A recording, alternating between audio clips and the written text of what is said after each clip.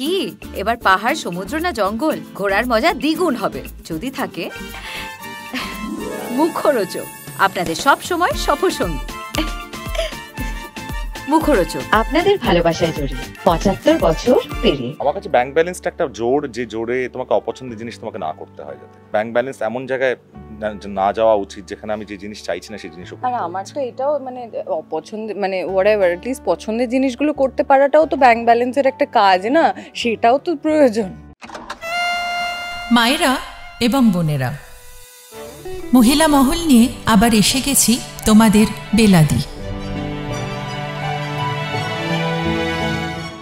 বিয়ে বাড়িতে গিয়ে যেমন বিয়ে করে বউ ঘরে নিয়ে চলে এসছে দীপ, সেরকম একটা ঘটনা ঘটেছে দীপের সাথে। আমরা লক্ষ্মী চাবির ফ্লোরে রয়েছি, অদ্ভুত, মানে বিয়ে বাড়িতে খেতে গেলে বাড়িতে বউ নিয়ে চলে আসে।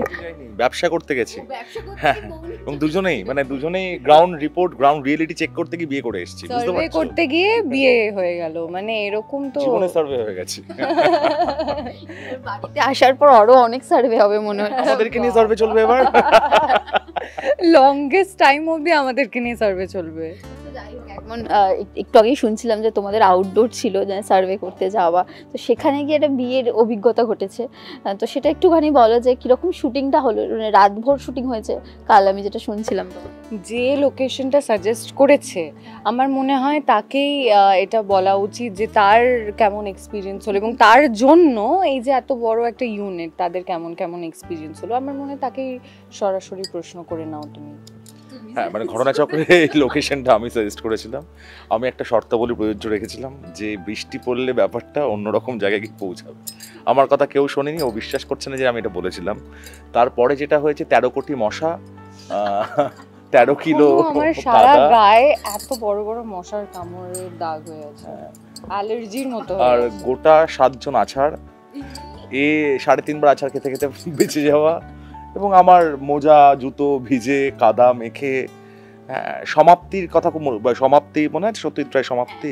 আমার নিজেকে ওরকম ফিল হচ্ছিল যে এবার শুধু আছাড় খাওয়াটা বাকি আছে, পুরো মেখে। আমার চোখে তার উপরে একটা দা ঢুকে গেছিল, মানে ফেক দা, যেটা বানানো, কিন্তু রিয়েল ঢুকেছিল। হ্যাঁ রিয়েল ঢুকেছিল। হ্যাঁ, তো প্রচুর এরকম হ্যাজার্ডস হয়েছে, তার উপরে বৃষ্টি, কাদা, একাকার অবস্থা। শুট খুব ভালো হয়েছে, শুট খুব ভালো হয়েছে। আশা করছি আপনাদের সবার ভালো লাগবে। সবকিছুর পরে আউটকামটা যদি ভালো হয় এবং আপনারা যদি সেটা দেখে আপনাদের ভালো লাগে, আপনারা মজা পান, তার থেকে বেশি বড় তো আর কিছু নেই স্যাটিসফ্যাকশন। তো আপনাদের জন্যই এত খাটনি, তাই প্লিজ দেখবেন 6:30টায় লক্ষ্মী ঝাঁপি। তুমি তো একটু বলো যে ঝাঁপির দ্বীপের প্রতি একটা সফট কর্নার রয়েছে, আমরা সেটা দেখছিলাম, মাঝখানে ইনকা থাকলেও কিন্তু দ্বীপেরও কি সেম ঝাঁপির ওপর কি সেরকম একটা সফট কর্নার আছে? না থাকলে এতটা জুড়ে থাকা তো সম্ভব নয়।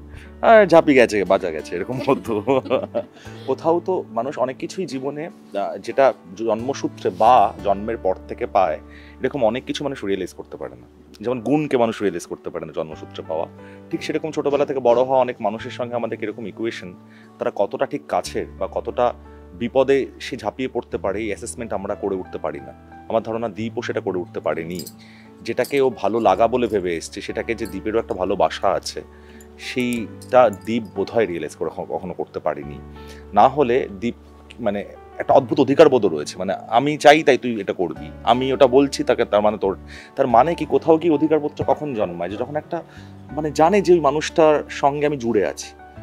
এবার ওই পাশের মানুষটা কেন জুড়ে আছে সেটা দ্বীপ বোধহয় ভাবিনি বলেই তো তার জীবনটা পাল্টে গেছে যখন সে লন্ডনে গেছে। তার একটা বড় কারণ, লন্ডনে গিয়েও একটা বিশাল বড় ক্রাইসিসের মধ্যে পড়ে। সে ক্রাইসিসটা কি সেটা পরে আরও আস্তে আস্তে আমরা জানতে পারবো। তো যেখান থেকে ইনকার সঙ্গে জুড়ে যাওয়া। ঝাঁপি কি বলবে, এমনিতে একটা সফট কর্নার, কিন্তু এইভাবে বিয়েটা তো কেউই চায়নি। আমরা আস্তে আস্তে দেখবো টেলিকাস্ট। তো ঝাঁপির এই মুহূর্তে মানে একটা অনুভূতি চলছে নিশ্চয়ই যে বিয়ে করে ফেলার মতো একটা ডিসিশন। বিয়ে করে ফেলতে হয়েছে, মানে নিজেদের প্রাণ বাঁচাতে আমাদের বিয়ে করে ফেলতে হয়েছে, এর থেকে দুঃখজনক তো আর কিছু হতে পারে না। প্লাস মানে ঝাঁপির এতটাই নিজের সেলফ রেসপেক্টের জায়গা আছে যে ও কোনো মানে যবে থেকে জানতে পেরেছে যে ইনকার প্রেজেন্সটা, তবে থেকে ও সত্যিই কোনোদিন চায়নি ওদের মাঝখানে আসতে। তার উপরে এরকম একটা ইনসিডেন্ট হয়েছে যেখানে ও জানে দীপদা ওকে বিয়ে করতে চায় না মন থেকে, তারপরেও বিয়ে করতে হয়েছে। তো এরকমটা তো কোনোদিনই ঝাঁপি চায়নি। কিন্তু তারপরেও তো সবটা হচ্ছে এবং হয়েছে ঝাঁপির সাথে। তাহলে এরপর কি কি হবে, আরও কি কি ফেস করতে হবে দীপটাকে এবং ঝাঁপিকে, তার জন্য তো মানে দেখতে হবে লক্ষ্মী ঝাঁপি। এই যে ভালো লাগা, ভালোবাসা বা সম্পর্কর ক্ষেত্রে কতটা নিজেরা বোঝাতে পারো যে উল্টো দিকের মানুষটাকে ভালোবাসছো বা ভালো লাগছে, মানে এক্সপ্রেস কতটা করতে পারো? দুজনকেই জিজ্ঞাসা করছি। এটা কি বলে বলে করা যায়? এক্সপ্রেস করাটা কি ওরম এই আই রিয়েলি লাভ ইউ, হ্যাঁ hello hello hello I really, এরকম তো নয়। It's an everyday thing. মানে আমরা প্রতিদিন যেমন খাবার খাই, ঘুমোতে যাই, সেরকমই প্রতিদিন এমন কিছু আমাদের বিহেভিয়ারে নিশ্চয়ই থাকে যেটা যাতে সেই মানুষটা বুঝতে পারে যে আমার সেই ফিলিংটা আছে। সো আই গেস ওরকম আলাদা করে বলে বলে কিছু বোঝানো যায় না, ওটা এমনিই হয়ে যায়। দেখো, আমি ইকোনমিক্সের তরফ থেকে বোঝাই তোমাকে একটু। পৃথিবীতে বা আমরা সবসময় জানি যে সাপ্লাই বাড়লে তার ডিমান্ড কমে। তো আমরা শুধু দেখি যে নেশার জিনিসের ক্ষেত্রে সেটা উল্টো হয়, যে তার সাপ্লাই বাড়লে ডিমান্ড বাড়ে। আর একটা জিনিস উল্টো হয়, সেটা ভালোবাসার ক্ষেত্রে। আমার মনে হয় যে মানুষটার সঙ্গে রোজ দেখা হলেও মনে হচ্ছে আরও দেখা করতে ইচ্ছে করছে, বা রোজ থাকার পরও মনে হয় যে আরও থাকতে ইচ্ছে করছে, এবং সেটা বাড়তে থাকে বরঞ্চ কমতে থাকে না। তার মানে ওটা সম্পর্ক এবং ভালোবাসার সম্পর্ক। বাদ বাকিটা আমার মনে হয় আমরা ম্যানিফেস্ট করতে পারি, সেটা আদতে কত দূর অবধি যাবে আমরা জানি। প্রায় 9 বছর পর সৌরভদা টেলিভিশনে ফেরা এবং তারপর ফিরে নায়িকা হিসেবে তুমি রয়েছো। তো একটু বলো যে কি টিপস পাচ্ছ বা কতটা গাইডেন্স সৌরভদার তরফ থেকে আসছে? আমি আগেও বলেছি, আমার মনে হয় যে আমি সৌরভদার সঙ্গে ডিরেক্টর হিসেবে কাজ করিনি, কিন্তু when he is an actor, আমার মনে হয় তখন সৌরভদা ডিরেক্টর হওয়ার চেষ্টা করে না, যেহেতু আমাদের ফ্লোরে আছেন আমাদের একজন ডিরেক্টর। তো সেক্ষেত্রে টিপস মানে ভীষণই হেল্পফুল। যখন আমি একটু ছড়িয়ে টড়িয়ে ফেলি তখন আমাকে হেল্প করে দেয়, বাট সেরকম আলাদা করে কোনো টিপস আমি পাই না। ও কিছু ছড়ায় না, ও খুবই ডেডিকেটেড এবং কি বলবো, খুবই দক্ষ অভিনেত্রী, তো একদম অ্যাট পার। যে ব্যাংক ব্যালেন্সের কথা যদি বলি, যে ব্যাংক ব্যালেন্স কি ভাবায় নাকি স্বাচ্ছন্দ্য বোধ করো যে যেটা আছে সেটাই ঠিক আছে? ভাবায় তো বটে। আমি I am never satisfied with my bank balance, কারণ যখনই ঢুকছে তার কিছুক্ষণের মধ্যে যে কোথায় চলে যাচ্ছে আর খুঁজে পাচ্ছি না। এই যে এত টাকা এলো, গেলটা কোথায়? আমার কাছে ব্যাংক ব্যালেন্সটা একটা জোর, যে জোরে তোমাকে অপছন্দের জিনিস তোমাকে না করতে হয় যাতে। কারণ ব্যাংক ব্যালেন্স এমন জায়গায় না যাওয়া উচিত যেখানে আমি যে জিনিস চাইছি না সেই জিনিসও। আর আমার তো এটাও মানে অপছন্দের, মানে হোয়াটএভার, অ্যাটলিস্ট পছন্দের জিনিসগুলো করতে পারাটাও তো ব্যাংক ব্যালেন্সের একটা কাজ না, সেটাও তো প্রয়োজন। আমার তো সেটাও চাই, বাট ওই you have to find the middle ground, যেখানে দুটোই আর কি, সেভিংসও করা যায় বা খরচাও করা যায় এরকম।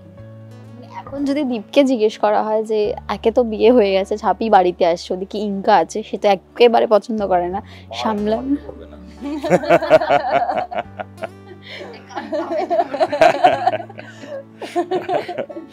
দুয়ারে মার।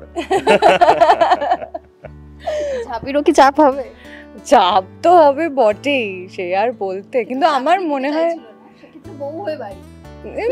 চূড়ান্ত কিছু একটা হতে চলেছে। আমি ভাবতেই পারছি না, আমি নিজেই ভাবতে পারছি না। অ্যাকচুয়ালি আমরা দুজনেই আলোচনা করছি, লাইনার পড়ার জন্য আমরা মুখিয়ে আছি যে এরপরে কি লাইনার আসতে পারে, মানে আমাদের সাথে কি করা হবে এরপর। চুপিয়ে কাটবে আমাদের। ওরা যেরকম এক্সাইটেড, দর্শকরাও এক্সাইটেড হয়ে আছে যে এরপর কি হবে। এই যে 3 জন, তারপর তো গোটা বাড়ি আছেই। 3 জন না, কিন্তু 4 জন, রনিতাও আছে। ঝাঁপির রনিতা। দুজনের তরফ থেকে একজন করে আছে, মানে বিরাট কিছু হতে চলেছে। তো আগামী 25 তারিখ চোখ রাখতে হবে, তাই তো? তো আরেকবার তোমাদের দর্শক, আগামী 25 তারিখ মহা সোমবার আপনাদের সবাইকে নজর রাখতে হবে স্টার জলসার পর্দায়, এবং প্রতিদিন দেখতে হবে লক্ষ্মী ঝাঁপি ঠিক 6:30টায় স্টার জলসায়। মহা সমারোহে মহা সোমবার আপনারা দেখুন। শুধু সোমবার না, প্রতি সোমবার, মঙ্গলবার, বুধ, বৃহস্পতি, শুক্র, শনি, রবি দেখতে থাকুন, বন্ধ করবেন না। ভালোবাসা দিতে থাকুন, জানাতে থাকুন কেমন লাগছে আপনাদের লক্ষ্মী ঝাঁপি।